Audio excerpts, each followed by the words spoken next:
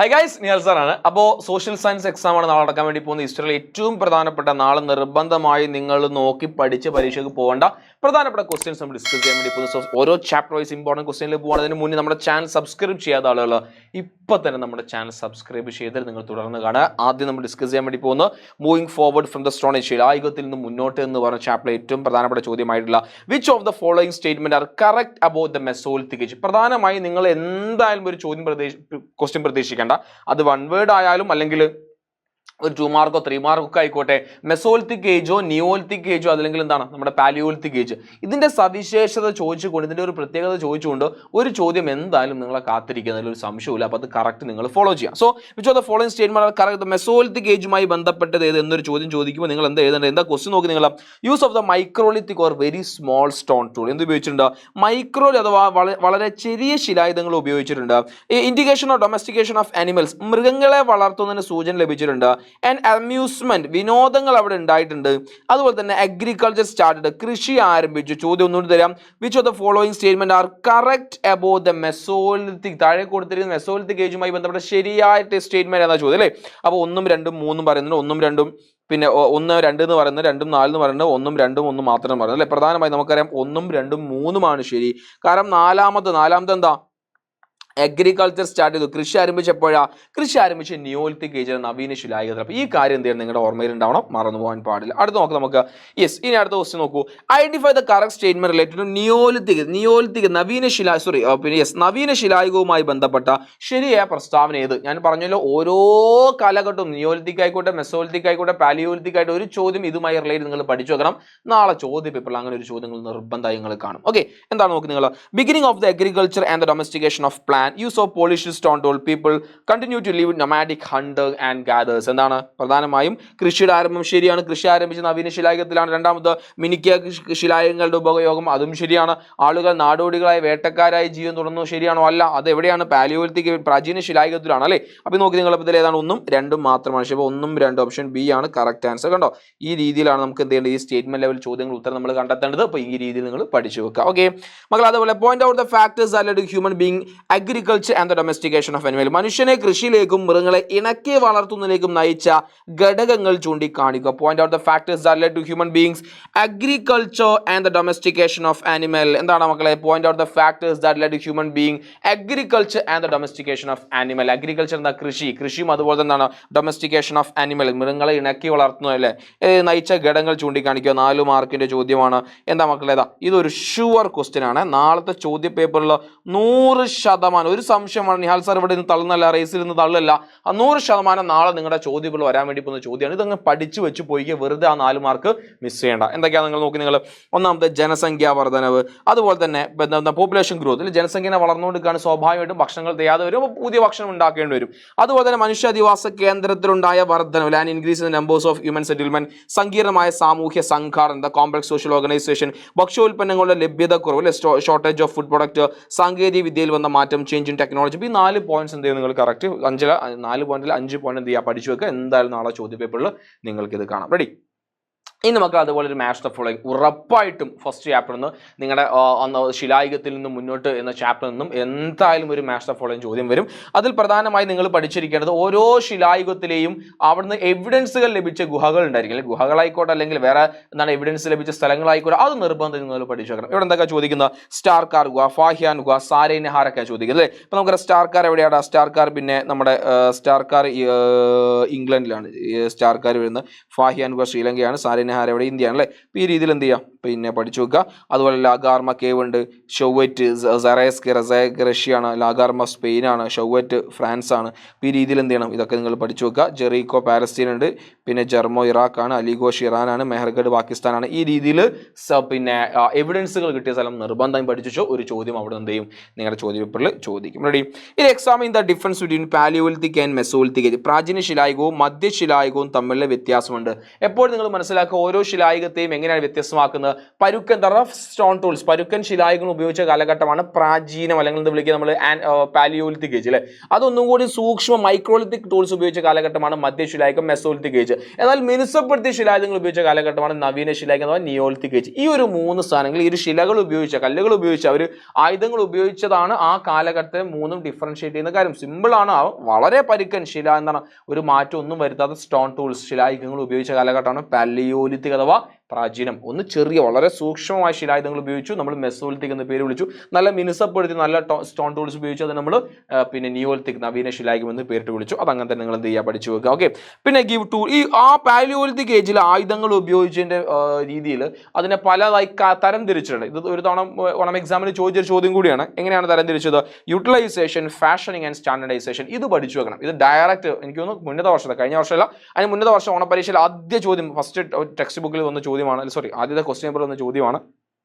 ഒന്ന് യൂട്ടിലൈസേഷൻ പ്രയോജനപ്പെടുത്തുക എന്ന് പറഞ്ഞാൽ ലഭ്യമായ കല്ലുകളെ മാറ്റം വരുത്താതെ ഉപയോഗിക്കുന്നത്. ഒരു മാറ്റം അവർ എന്ത് ചെയ്യുന്നില്ല, ഇതിൽ വരുന്നില്ല, അപ്പം അങ്ങനെ തന്നെ യൂസ് ചെയ്യുന്ന രീതിയെ വിളിക്കുന്നവരാണ് എന്താ, യൂട്ടിലൈസേഷൻ. രണ്ടാമതാണ് ഫാഷനിങ്. ഫാഷനിങ് എന്ന് പറഞ്ഞാൽ എന്താ, the method of using available stone tool changing shape according. അവിടെ നമ്മുടെ നീളനുസരിച്ച്, നമ്മുടെ എന്താണ് ആവശ്യമനുസരിച്ച് അതിന്റെ ഷേപ്പിൽ ഒരു മാറ്റം വരുത്തി എന്നാണ് വിടുന്നതാണ് ഫാഷനിങ്.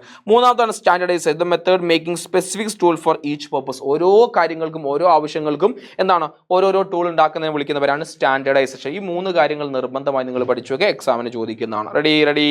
യെസ്, വീണ്ടും ഞാൻ ഓർമ്മിക്കാം, നമ്മുടെ ചാനൽ സബ്സ്ക്രൈബ് ചെയ്യാൻ മറക്കരുത്. It's very very important. നിർബന്ധമായി നിങ്ങൾ നമ്മുടെ ചാനൽ സബ്സ്ക്രൈബ് ചെയ്യുക. ബേസിക്കലി ഞങ്ങൾ നിങ്ങൾക്ക് പ്രൊവൈഡ് ചെയ്യുന്ന ഫൗണ്ടേഷൻ കോഴ്സാണ്. ഫൗണ്ടേഷൻ കോഴ്സ് എന്ന് പറഞ്ഞാൽ നിങ്ങൾ ഒരു ബോർഡൽ എക്സാം ലെവൽ മാത്രമല്ല, ഒരു +1 +2 ലെവലിലേക്ക് നിങ്ങൾ പഠിക്കുമ്പോൾ അവിടേക്ക് എത്താൻ വേണ്ടി ഒരു എൻട്രൻസ് ഓറിയൻറ്റഡ് നിങ്ങൾ പഠിക്കാൻ വേണ്ടി നിങ്ങൾ അറിഞ്ഞിരിക്കേണ്ട 9ാം ക്ലാസ്സിൽ നിങ്ങൾ ഓരോരുത്തരും അറിഞ്ഞിരിക്കേണ്ട ഏറ്റവും പ്രധാനപ്പെട്ട കാര്യങ്ങൾ പഠിപ്പിക്കുന്ന കോഴ്സാണ് ഫൗണ്ടേഷൻ കോഴ്സ്. അപ്പോൾ നമ്മുടെ ബാച്ചിനെ പറ്റി അറിയാൻ താഴെ നിൽക്കുന്ന നമ്മുടെ കമ്മ്യൂണിറ്റി ലിങ്ക് കാണാം, നമ്മുടെ നമ്പർ കാണാം, അത് നിങ്ങൾ എന്ത് ചെയ്യുക, കണക്ട് ചെയ്യുക ആൻഡ് നമ്മുടെ ബാച്ചിൽ നിങ്ങൾ ജോയിൻ ചെയ്യുക. ഓക്കെ. ഇനി explain the features of mesolithic age. മധ്യശിലായുഗത്തിന്റെ സവിശേഷതകൾ എന്തെല്ലാം? മധ്യശിലായുഗത്തിന്റെ സവിശേഷതകൾ നമുക്ക് ഇതേപോലെ എക്സ്പെക്ട് ചെയ്യാവുന്ന ഒരു ചോദ്യമാണ്. അതിലെന്താണ്? Use of microlithic or very small stone tools അല്ലെ. മൈക്രോലിത്തിക് അഥവാ വളരെ സൂക്ഷ്മ ശിലായുധങ്ങൾ ഉപയോഗിച്ചിട്ടുണ്ട്. Apart from hunting and gathering, the fishing also become a means of livelihood. നമ്മൾ വേട്ടയാടലിന് പകരം മീൻപിടുത്തം കൂടി മനുഷ്യർ സ്റ്റാർട്ട് ചെയ്തു. Indication of domestication of animals, മൃഗങ്ങളെ ഇണക്കി വളർത്തുന്നതിന്റെ സൂചന ഉണ്ടായിരുന്നു. അമ്യൂസ്മെന്റ്, വിനോദങ്ങൾ ഉണ്ടായിരുന്നു. Division of labour based on gender, ലിംഗ അടിസ്ഥാനത്തിലുള്ള തൊഴിൽ വിഭജനം. ഇതൊക്കെ എന്തുമായി ബന്ധപ്പെട്ടാണ്? മെസോലിത്തിക് ഏജ്, മധ്യശിലായുഗവുമായി ബന്ധപ്പെട്ട കാര്യങ്ങളാണ് പഠിച്ചു വെക്കുക. Explain the features of urban life during the Harappan civilisation. Harappan നാഗരികതയിലെ നഗര ജീവിതത്തിന്റെ സവിശേഷതകൾ വിശദീകരിക്കുക. ഹാരപ്പൻ നാഗരികതയിൽ നഗരജീവിതം 4 മാർക്കിന് ചോദിച്ചാണ്. ഹാരപ്പൻ സിവിലൈസേഷന്റെ നഗരജീവിതം, ബ്രോൺസ് ഏജിനെ പറ്റിയുള്ള ചോദ്യം അല്ലെ. ഹാരപ്പയിൽ എന്തൊക്കെയായിരുന്നു നഗരജീവിതത്തിന്റെ സവിശേഷതകൾ, പ്രത്യേകതകൾ ഉണ്ടായിരുന്നത്? നമുക്കറിയാം. First urbanisation of Indian history. ചിലപ്പോൾ നിങ്ങൾക്ക് എക്സാമിന് ഇങ്ങനെ ചോദിക്കാം, ഇന്ത്യൻ ചരിത്രത്തിലെ ആദ്യത്തെ നഗരവൽക്കരണം, the first urban civilisation Indian history ഏതാണ്? താഴെ ഓപ്ഷനിൽ പല ഇതുണ്ടായിരിക്കും. ഏതാണ്? അപ്പൊ ഇന്ത്യൻ ചരിത്രത്തിലെ ആദ്യത്തെ അർബണൈസേഷൻ നഗരവൽക്കരണം എന്ന് പറഞ്ഞാൽ ഹാരപ്പൻ സിവിലൈസേഷൻ ആണ്, ഹാരപ്പൻ നഗരവൽക്കരണമാണ്, അല്ലെങ്കിൽ ഹാരപ്പൻ സംസ്കാരമാണ്. എന്ത് ചെയ്യുക, അത് പഠിച്ചു വെക്കണം കേട്ടോ. നോക്കി നിങ്ങൾ. എന്താ രണ്ടാമത് നോക്കും, wild street and well plan house അല്ലെ. എന്താണ്? വിശാലമായ തെരുവുകൾ ഉണ്ടായിരുന്നു, ആസൂത്രമായ വീടുകളുണ്ട്. Public buildings like great bath and granny's. എന്തൊക്കെ ഉണ്ടായിരുന്നു? ഗ്രേറ്റ് ബാത്ത്, വലിയ കുളം ഉണ്ടായിരുന്നു. അതുപോലെ തന്നെ ധാന്യപ്പുരകൾ ഉണ്ടായിരുന്നു, കളപ്പുരകൾ ഉണ്ടായിരുന്നു. നൂതനമായ ട്രെയിനേജ്, അഡ്വാൻസ് ട്രെയിനേജ് സംവിധാനം ഉണ്ടായിരുന്നു. കരകൗശല വസ്തുക്കളുടെ വ്യാപാരം ഉണ്ടായിരുന്നു. മെച്ചപ്പെട്ട സൗകര്യങ്ങളും വിനോദവും തിരക്കേറിയ ജീവിതം നമുക്ക് എവിടെ കാണാൻ സാധിക്കും? ഈ പറയുന്ന നമ്മുടെ സിന്ധു നദീ സംസ്കാരം അഥവാ നമ്മുടെ ഹാരപ്പൻ സിവിലൈസേഷൻ നമുക്ക് എന്ത് ചെയ്യാൻ സാധിക്കും? കാണാൻ വേണ്ടി സാധിക്കും. ഹാരപ്പൻ സിവിലൈസേഷൻ പഠിച്ചു വെക്കുക, മറന്നു പോകാൻ. ഇനി Vedic period divided into what are the? വേദകാലം നമ്മൾ 2ആയി വിഭജിച്ചു. അവ ഏതെല്ലാമാണ്? വേദകാലത്തെ 2ആയി വിഭജിച്ചത് ഏർലി വേദിക് പീരീഡും ലേറ്റർ വേദിക് പീരീഡുമാണ്.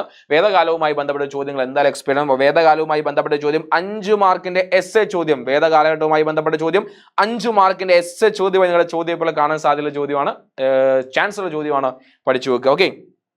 ഏർലി വേദിക് പീരീഡും ഉണ്ട്, ലേറ്റർ വേദിക് പീരീഡ്. ആദ്യകാല വേദകാലഘട്ടം, പിൽക്കാല വേദകാലഘട്ടം. ഏതൊക്കെയാ നോക്കൂ.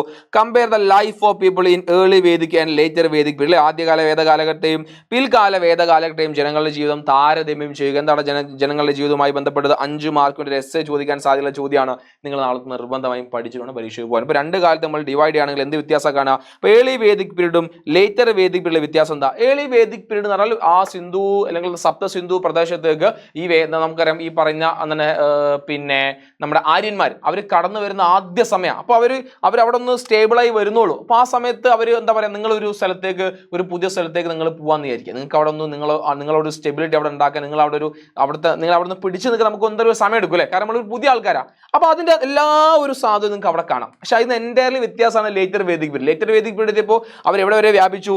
ഗംഗാ സമതലം വരെ വ്യാപിച്ച ഒരു വലിയ സിസ്റ്റമായി.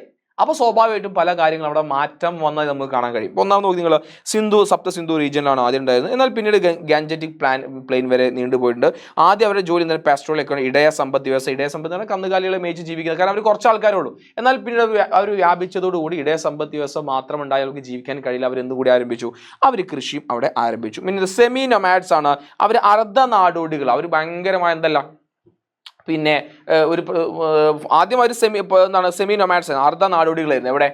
പിന്നെ നമ്മുടെ ആദ്യകാല വേദകാലം. എന്നാൽ കൃഷി ആരംഭിച്ച് അവരെന്ത് ചെയ്തു? അവരവിടെ സെറ്റിൽ ലൈഫ്, സ്ഥിരവാസം ആരംഭിച്ചു. അതിൽ എന്താണ് comparatively high social status four woman. സ്ത്രീകൾക്ക് ഉയർന്ന പദവിയാണ് എവിടെ കിട്ടിയിരുന്നത്? നമ്മുടെ പിന്നെ സപ്തസിന്ധു അല്ലെങ്കിൽ ഈ പറയുന്ന ആദ്യകാല വേദകാലത്തിൽ കിട്ടിയിരുന്നത്. എന്താണ് അങ്ങനെ ഉയർന്ന പദവി കിട്ടാനുള്ള കാരണം? നിങ്ങളൊന്ന് ആലോചിച്ച് നോക്കൂ. കാരണം ഞാൻ നേരത്തെ അവർ വന്ന് സെറ്റിൽ ആവുന്നുള്ളൂ. അപ്പോൾ അവർക്ക് സ്ത്രീകളുടെയും കുട്ടികളുടെയും പുരുഷന്മാരും എല്ലാവരുടെയും സപ്പോർട്ട് അവർക്ക് ആവശ്യമുണ്ട്. എല്ലാവർക്കും ഉയർന്ന പദവി, എല്ലാ സപ്പോർട്ടും പരസ്പര സഹകരണത്തോടെ ആദ്യം അവർ പോയത്. എന്നാൽ പിന്നീട് അവർ സ്റ്റേബിളായപ്പോൾ എന്ത് ചെയ്തു? സ്ത്രീകളുടെ സാമൂഹ്യ പദവിക്ക് മങ്ങലേറ്റു. അതിൽ ഇരുമ്പിന്റെ ഉപയോഗം കൂടിയില്ലേ? ഇവിടെ കാട് വൃത്തിയാക്കിയൊക്കെ അവർ കൃഷി ആരംഭിച്ചെങ്കിൽ ഇവിടെ അയൺ ടൂൾസ് അല്ലെ, ഇരുമ്പിന്റെ ആയുധങ്ങൾ ഉപയോഗിച്ചാണ് അവർ കൃഷി ചെയ്തത്. സൊസൈറ്റി കൺസോൾ മെനി ട്രൈബ്സ്, നിരവധി ഗോത്രവർഗ്ഗങ്ങൾ ചേർന്നായിരുന്നു. എന്നാൽ ഇവിടെ എന്ത് ചെയ്തു? പിന്നെ വർണ്ണ വ്യവസ്ഥ ശക്തിപ്പെട്ടില്ല, വർണ്ണ സിസ്റ്റം വന്നു. പിന്നെ യാഗങ്ങൾ എല്ലാവർക്കും ചെയ്യാൻ പറ്റുന്നതായിരുന്നു. എന്നാൽ ഇവിടെ പ്രത്യേക വിഭാഗങ്ങൾക്ക് മാത്രമേ യാഗം ചെയ്യാൻ പാടുള്ളൂ. ദൈവങ്ങളുടെ എണ്ണം കൂടി. ഇവിടെ പ്രകൃതിയൊക്കെ ആരാധിച്ചിരുന്നാലോ പിന്നെ പ്രത്യേക ആരാധന മൂർത്തികൾ അവരുണ്ടായിരിക്കും. അപ്പോൾ അതൊക്കെ എന്താണ്? ഒരു തുടക്കക്കാരെന്ന രീതിയിൽ വന്ന സമയത്ത് ഉണ്ടായ മാറ്റവും പിന്നീട് അവർ വ്യാപിച്ചപ്പോൾ ഉണ്ടായ മാറ്റമാണ്. രണ്ടും പഠിച്ചു. ഈ ചോദ്യങ്ങൾ നിങ്ങൾ കറക്റ്റ് പഠിക്കാനും തന്നെ എന്ത് ചെയ്യാൻ സാധിക്കും? നിങ്ങൾക്ക് നല്ല മാർക്ക് നിങ്ങൾ എക്സാമിന് സ്കോർ ചെയ്യാൻ സാധിക്കും. അടുത്ത്, what information could be gather from human life tools and art of paleo. അടുത്തൊരു 5 മാർക്ക് എക്സ്പെക്ട് ചെയ്യാവുന്ന ചോദ്യമാണ്. 5 മാർക്ക് 5 മാർക്കിൻ്റെ എസ് ചോദ്യമാണ്. പാലിയോലിതിക് കാലഘട്ടത്തിലെ ഉപകരണങ്ങളിൽ നിന്നും കലകളിൽ നിന്നും മനുഷ്യ ജീവിതത്തെക്കുറിച്ച് എന്തെല്ലാം വിവരങ്ങളാണ് ശേഖരിക്കാൻ സാധിക്കുക? എന്തെല്ലാം വിവരങ്ങൾ ശേഖരിക്കാൻ സാധിക്കുക? പ്രാചീന ശിലായുഗം എന്ന് പറഞ്ഞു നമ്മൾ ടെക്സ്റ്റ് ബുക്കിൽ വലിയ പോയിന്റുകൾ നിറഞ്ഞ പ്രാചീന ശിലായുഗം പാലിയോലിതിക് ഏജുമായി ബന്ധപ്പെട്ട മുഴുവൻ കാര്യങ്ങളും അതിൽ പറയുന്നുണ്ട്. ഒരു തവണ എക്സാമിന് ചോദിച്ചൊരു ചോദ്യം കൂടിയാണ്. ഇത് പഠിച്ചു വെക്കുക. എന്തൊക്കെയാണ്? ഒന്ന്, പരുക്കൻ ശിലായുധങ്ങൾ അവർ ഉപയോഗിച്ചിരുന്നു. ഗുഹകളിലും തുറസായ സ്ഥലങ്ങളിൽ വസിച്ചിരുന്നു. വേട്ടയാടലിൽ, ഭക്ഷ്യശേഖരം എന്നിവയായിരുന്നു ഉപജീവന മാർഗം. ബാൻഡുകളായിരുന്നു സമൂഹത്തിന് അടിസ്ഥാന ഘടകം. പുരുഷന്മാർ വേട്ടയാടലും സ്ത്രീകൾ ശേഖരത്തിൽ ഏർപ്പെട്ടിരുന്നു. ഭക്ഷണം സംഭരിച്ചു വെച്ചിരുന്നില്ല. നാടോടി ജീവിതമാണ് നയിച്ചിരുന്നത്. ഇതിലൊരു 4-5 പോയിന്റ് അല്ലെ, 4-5 ഒരു 5-6 പോയിന്റ് നിങ്ങൾ ഏറ്റവും എളുപ്പം തോന്നുന്നത് ചെയ്യാൻ നിങ്ങൾ പഠിച്ചു റെഡിയും. അപ്പോൾ ഇത്രയുമാണ് നിങ്ങൾക്ക് ഇവിടെ പഠിക്കാനുള്ള കാര്യം. നമ്മുടെ ചാനൽ സബ്സ്ക്രൈബ് ചെയ്യാൻ മറക്കരുത്, ഇമ്പോർട്ടൻ്റ് ആണ്. നിങ്ങൾ എല്ലാ ഫ്രണ്ട്സിനും ഈ വീഡിയോ നിങ്ങൾ ഷെയർ കൊടുക്കുക. അപ്പോൾ എല്ലാവർക്കും ഓൾ ദി വെരി ബെസ്റ്റ്.